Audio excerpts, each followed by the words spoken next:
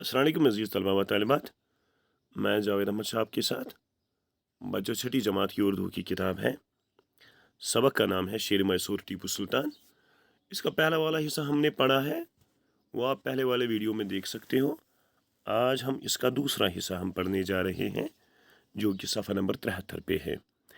बच्चों, पिछले सबक में हमने बात की थी हैदर अली के बारे में। हैदर अली मैसूर की रियासत का हुक्मरान था। मैसूर मौजूदा दौर की भारतीय रियासत कर्नाटक का एक इलाका है। हैदर अली ने सारी उम्र अंग्रेज़ों से जंगों में गुजारी। उसका इंतकाल सन 1782 में हुआ और उस वक्त उसके बेटे फतेह अली टीपू की उम्र सिर्फ 20 साल की थी। आज हम इसका दूसरा हिस्सा हम पढ़ेंगे, कहानी आगे बढ़ेगी। हैदर अली ने टीपू की आला तरीन तालीम का इंतज़ाम किया। हैदर अली यानी टीपू सुल्तान का बाप, इसने टीपू सुल्तान की तालीम का एक अच्छा इंतज़ाम किया, आला इंतज़ाम किया। आला यानी अच्छा, इसका ज़िद है, जो इसकी ज़िद है वो है अदना। और उसको बेहतरीन जंगी तरबियत दिलाई थी। और उसने हैदर अली ने टीपू सुल्तान को एक बेहतरीन जंगी तरबियत दिलाई थी। जंग कैसे करते हैं, जंग कैसे जीते हैं, जंग में क्या क्या चीज़ें देखनी चाहती है, इसको कहते हैं जंगी तरबियत, जिसको हम इंग्लिश में मिलिट्री ट्रेनिंग भी कहते हैं। वो अपने बाप की तरह बाहिम्मत, हौसलामंद और दिलेर था। जो टीपू सुल्तान है वो अपने बाप हैदर अली की तरह बाहिम्मत था, यानी हिम्मत वाला था। इसी तरह वो हौसलामंद था।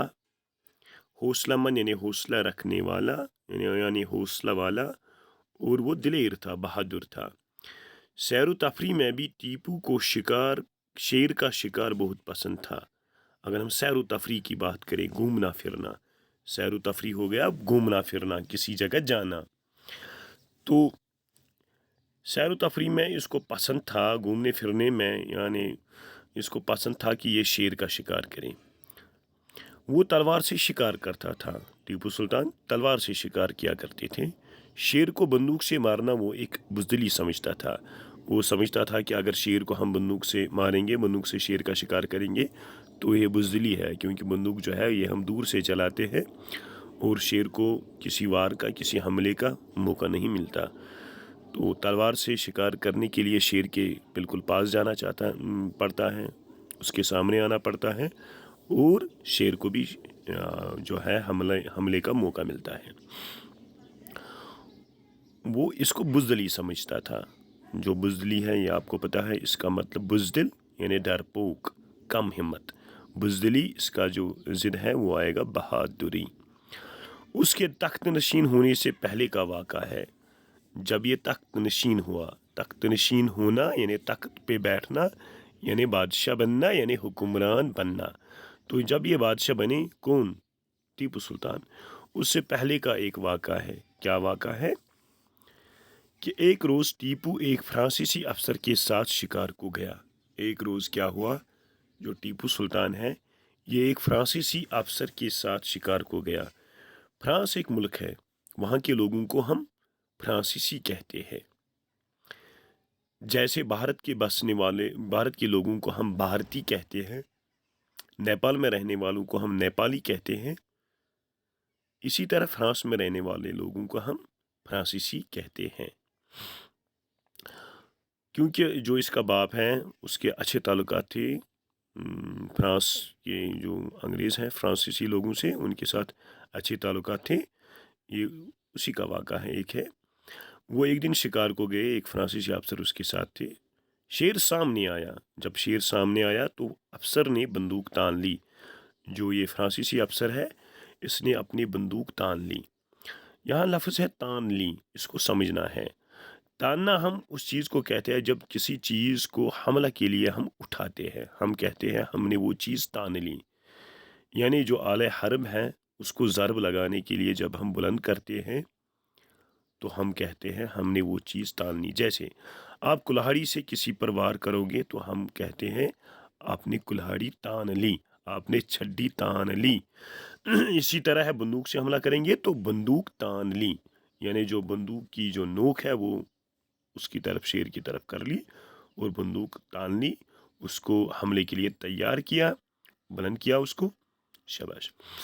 ٹیپو نے اس کو روک دیا، جو ٹیپو سلطان ہے اس نے فرانسیسی افسر کو روک دیا۔ ادھر شیر تیزی سے ان دونوں پر لپکا، جو شیر ہے وہ تیزی سے ان دونوں پر، کن دونوں پر؟ حیدر علی اور ٹیپو سلطان پر وہ لپکا، اس نے چھلانگ لگائی، لپکا مطلب چھلانگ لگانا۔ ٹیپو نے بجلی کی سی تیزی کے ساتھ جھپٹ کر شیر پر وار کیا۔ جو ٹیپو ہے اس نے بجلی کی سی تیزی یعنی بہت تیزی کے ساتھ جھپٹ کر شیر پر وار کیا، شیر پر حملہ کیا، اور تلوار کے ایک ہی وار میں شیر کی چاروں ٹانگیں اس کے جسم سے الگ کر دی، اور اس حملے میں شیر کی چاروں ٹانگیں کٹ گئی، وہ اس کے جسم سے الگ ہو گئی۔ فرانسیسی افسر یہ دیکھ کر دنگ رہ گیا، جو فرانسیسی افسر ہے وہ یہ دیکھ کر دنگ رہ گیا، دنگ رہنا حیران ہونا، حیران ہو گیا۔ اس واقعہ کے بعد سے ٹیپو کو شیر میسور کے نام سے یاد کیا جانے لگا۔ جب یہ واقعہ ہوا، اس واقعہ کے بعد لوگوں میں عام بات چلی کہ ٹیپو سلطان نے شیر کا شکار کیا ہے، اس نے شیر کی چاروں ٹانگیں کاٹ لی، تو بالکل قریب آ کے تو اس کو شیر میسور یعنی میسور کا شیر، یہ اس کو لقب دیا گیا۔ ٹیپو اپنے والد حیدر علی کے ساتھ بہت سی جنگوں میں شریک ہو چکا تھا۔ ٹیپو سلطان اپنے والد حیدر علی کے ساتھ بہت سی جنگوں میں اس نے شرکت کی تھی۔ جب وہ تخت نشین ہوا، جب وہ بادشاہ بنا، حکمران بنا، تو جنگ کے بادل چاروں طرف چھائے ہوئے تھے، تو چاروں طرف جو ہے وہ جنگ کا ماحول تھا، یعنی جنگ یقینی تھی، یعنی جنگ کے بادل مٹکا رہے تھے۔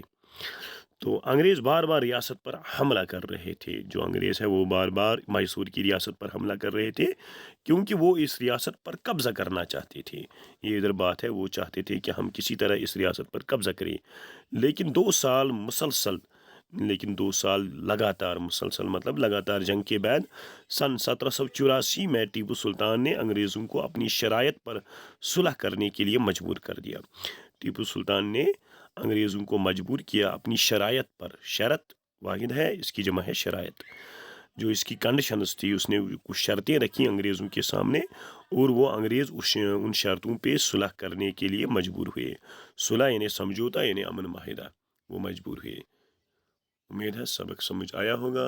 اوکے، خدا حافظ، السلام علیکم۔